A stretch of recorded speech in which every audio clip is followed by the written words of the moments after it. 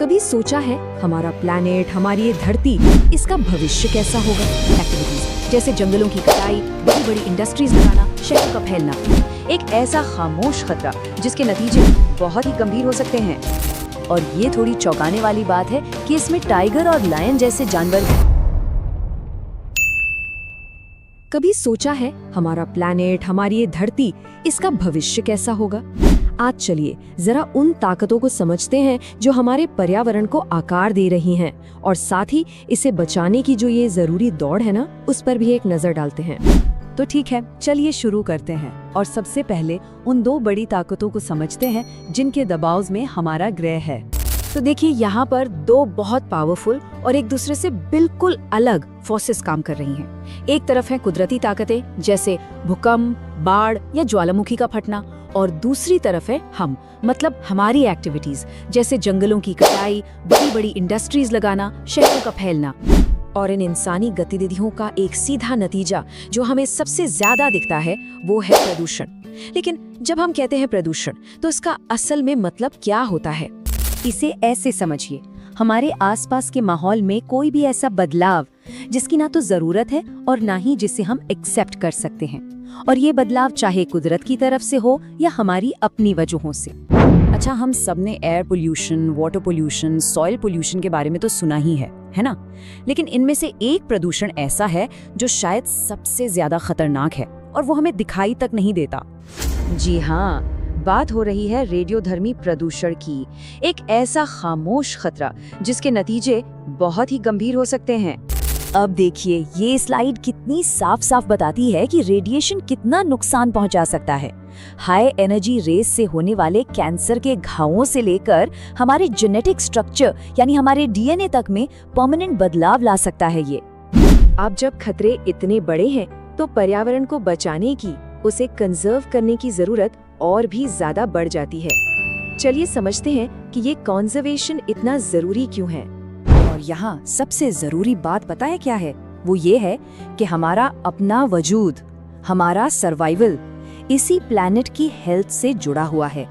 तो जब हम दूसरे जीवों को बचाते हैं ना, तो असल में हम नेचर के उस बेहद नाजुक बैलेंस को बचा रहे होते हैं। वो बैलेंस जो हम सबको जिंदा रखता है। जिस खजाने को बचाने की हम बात कर रहे हैं उसे बायोडाइवर्सिटी या जैव विविधता कहते हैं। चलिए अब जरा इसे समझते हैं कि ये है क्या और दांव पर आखिर लगा क्या है।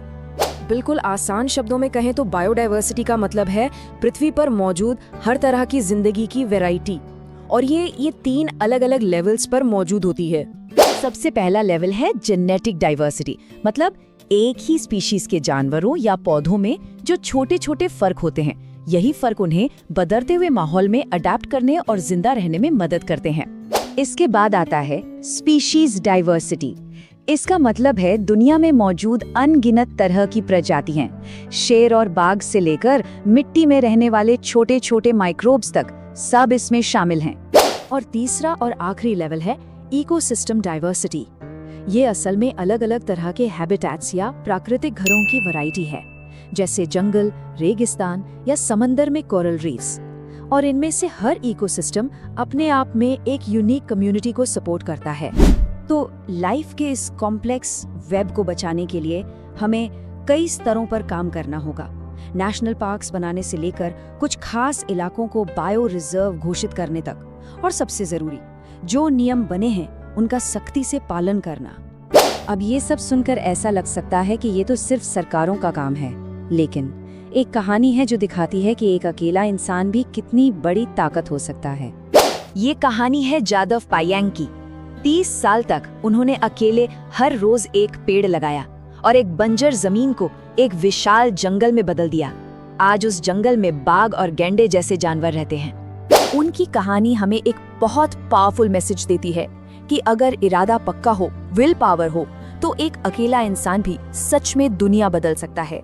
जादव की कहानी से हमें उम्मीद मिलती है, लेकिन चैलेंज कितना बड़ा है ये समझने के लिए हमें संकट में पड़ी प्रजातियों के ऑफिशियल रिकॉर्ड को देखना होगा, जिसे IUCN रेड लिस्ट कहते हैं। तो ये लिस्ट क्या करती है? ये जानवरों और पौधों को उनके खत्म होने के रिस्क के हिसाब से अलग अलग कैटेगरीज में डालती है, जैसे एंडेंजर्ड या संकटग्रस्त, इसमें आपको लायन टेल्ड मंकी जैसे जीव मिलेंगे। फिर आती है वल्नरेबल या असुरक्षित कैटेगरी, और ये थोड़ी चौंकाने वाली बात है कि इसमें टाइगर और लायन जैसे जानवर भी शामिल हैं। इस लिस्ट में एक बड़ा ही दिलचस्प कलर कोडेड सिस्टम भी है। पिंक पेजेस पर उन स्पीशीज के नाम हैं जो फिलहाल खतरे में हैं, और ग्रीन पेजेस पर, जो उम्मीद का प्रतीक हैं, उन स्पीशीज के नाम हैं जिन्हें बचा लिया गया है। और आखिर में ये लिस्ट हमें एक बहुत ही गंभीर सवाल के साथ छोड़ जाती है कि जब इतनी सारी प्रजातियां खतरे में हैं, तो हम किसे बचाने का चुनाव करेंगे और कौन हमेशा के लिए खत्म हो जाएगा। ये वो मुश्किल फैसले हैं जो हमें आने वाले वक्त में लेने होंगे।